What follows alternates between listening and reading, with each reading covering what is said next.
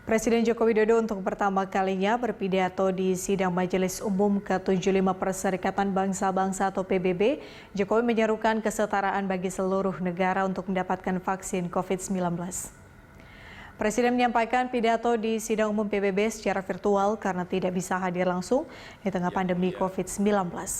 Hal ini menjadi pidato perdana Jokowi pada sidang Majelis Umum PBB sejak menjabat sebagai Presiden Indonesia pada 2014.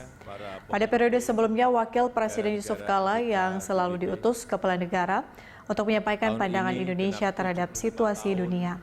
Dalam pidatonya, Jokowi menyerukan semua negara mendapat akses yang setara terhadap vaksin COVID-19. Jokowi mengatakan vaksin akan menjadi game changer dalam perang melawan pandemi. Semua prihatin melihat situasi ini.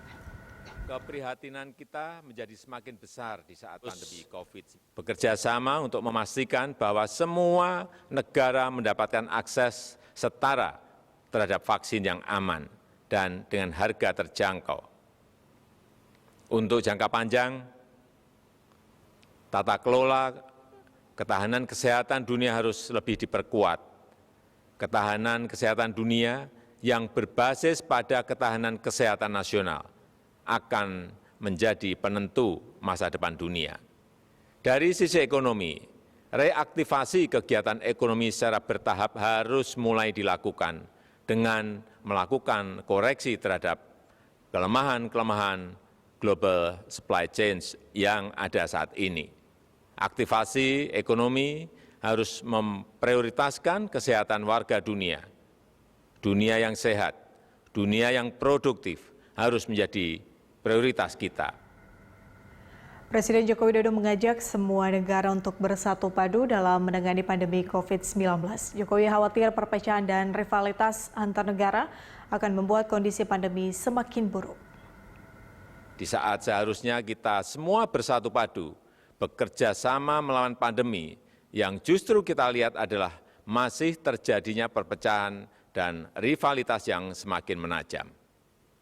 Padahal kita seharusnya bersatu padu, selalu menggunakan pendekatan win-win pada hubungan antar negara yang saling menguntungkan.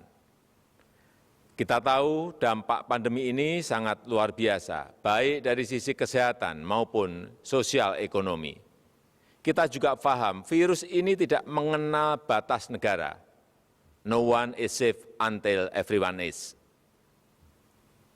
Jika perpecahan dan rivalitas terus terjadi, maka saya khawatir pijakan bagi stabilitas dan perdamaian yang lestari akan goyah atau bahkan akan sirna. Dunia yang damai, stabil dan sejahtera semakin sulit diwujudkan. Yang mulia, tahun ini Indonesia juga merayakan kemerdekaan yang ke-75 tahun. Dan sudah menjadi tekad kami, Indonesia terus berkontribusi bagi perdamaian dunia sesuai amanah konstitusi. Indonesia akan terus memainkan peran sebagai bridge builder, sebagai bagian dari solusi. Secara konsisten, komitmen ini terus dijalankan Indonesia, termasuk saat Indonesia duduk sebagai anggota Dewan Keamanan PBB. Spirit kerjasama akan selalu dikedepankan Indonesia, spirit yang menguntungkan semua pihak tanpa meninggalkan satu negara pun. No one, no country should be left behind.